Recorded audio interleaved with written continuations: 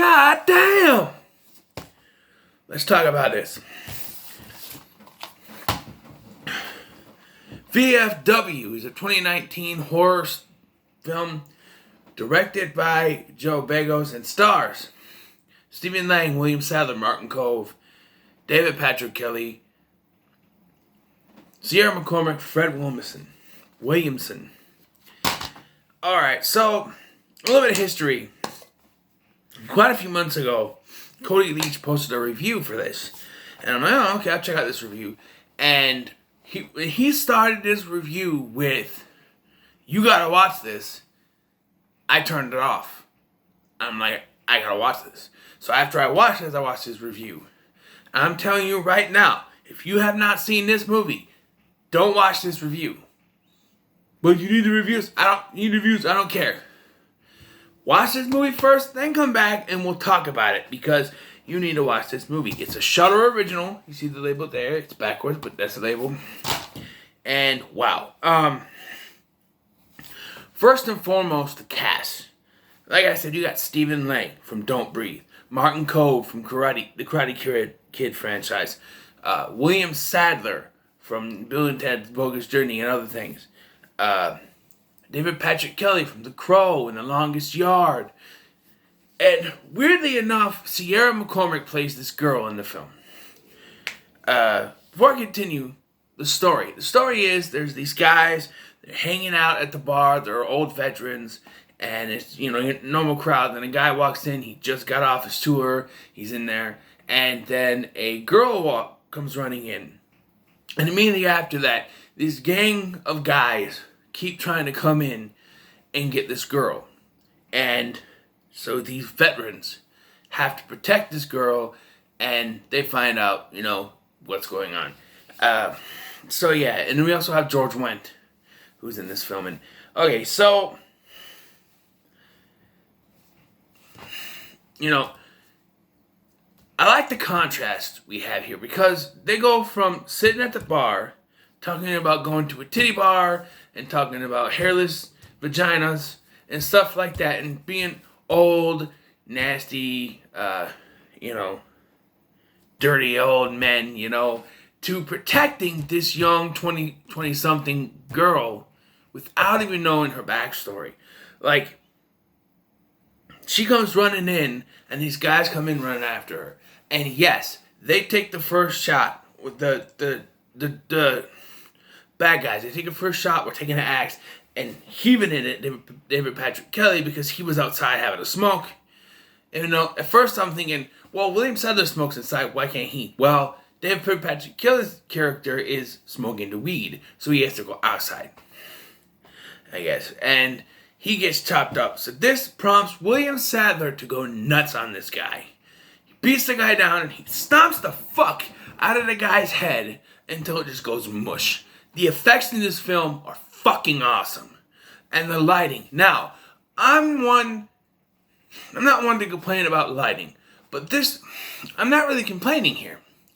Because if you're familiar with the WWE and The Fiend, for the longest time, or it seemed like the longest time, they had this red lighting for him, and they would play it during matches. They still have the red lighting for certain stuff that he does, but like during the matches, for the entire match, it was this red lighting. It was hard as fuck to see anything.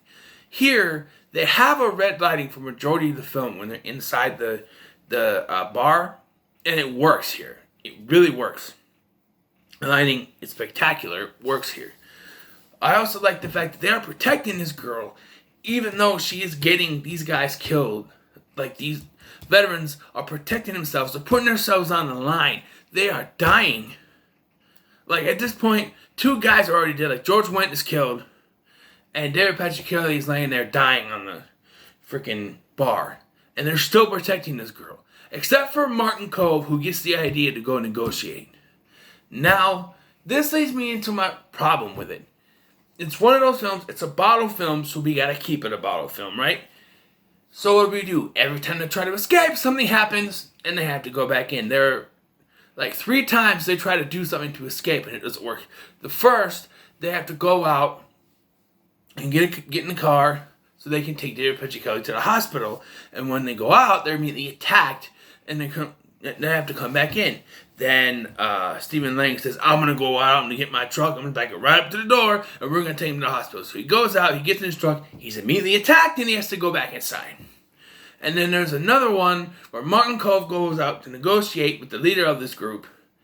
And he says, hey, I'll give you the girl, I'll give you the drugs, and we'll call it a spade. And the guy says, nope, you all have to die too. Basically is what he says. And I'm just like, why? Because they saw your face? Who fucking cares? You're getting your drugs back, you're getting a girl. This guy's going to do it, and he just leaves. And he ends up dead anyway. So it doesn't really work. But it's just...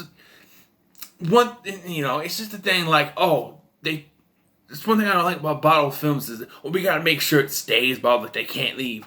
All you had to do is just say that the bar is surrounded by this guy and a big gang of people, and they can't leave, and they eventually have to fight their way out or something, you know what I mean? That's simple. You know? Then again, it would be repetitive if people kept coming in and stuff, but it's very...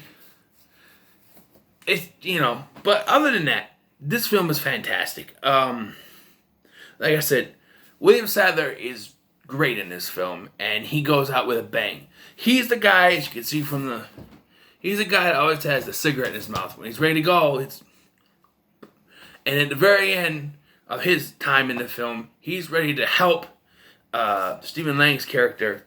He's gonna save your ass one more time. And he gets in, and he puts the thing, and the young guy of this group lights it, and he drives and saves the fucking day. One thing I want to talk about is the girl in this, right? So, the girl in this, she's doing this because this drug dealer guy killed her sister. So she took all of his she took his drug supply, and she do something with it. I don't know, but yeah, yeah. So. And this is why she has it in a bag. And, she's this character, she's swearing and stuff like that. And I'm like, this chick is fantastic, I come to find out she's played by Sierra McCormick. If you know that name, then you might be saying, wait, what? Really? Yeah. Okay, so, if you don't know, Sierra McCormick was a Disney Channel girl. She played Olive on Ant Farm back in the early mid 2000s, right? Maybe 2010s, whatever. And it's just like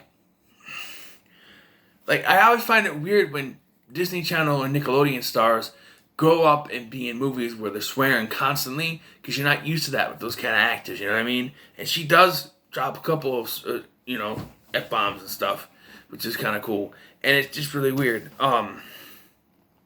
Overall, this film is fantastic. I absolutely love it. I highly recommend it. Yes, I'm not getting into heavy spoilers here because I want you to see it. I spoiled some things, but it's not going to be too much. But yeah, this is a fantastic film. What else can I say?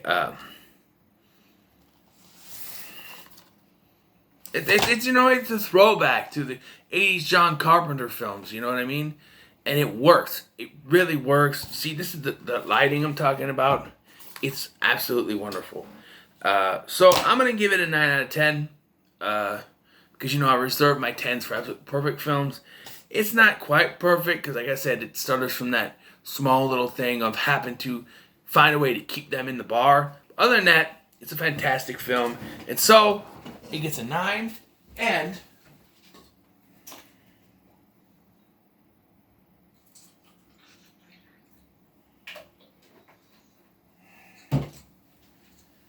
for me, it gets a toast. Here's to you guys.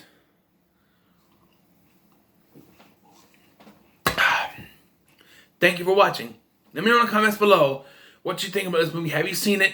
You must see it. Let me know in the comments below. Make sure to like, share, and subscribe. Thank you for watching. I've been Scotty. I'll see you in the next one.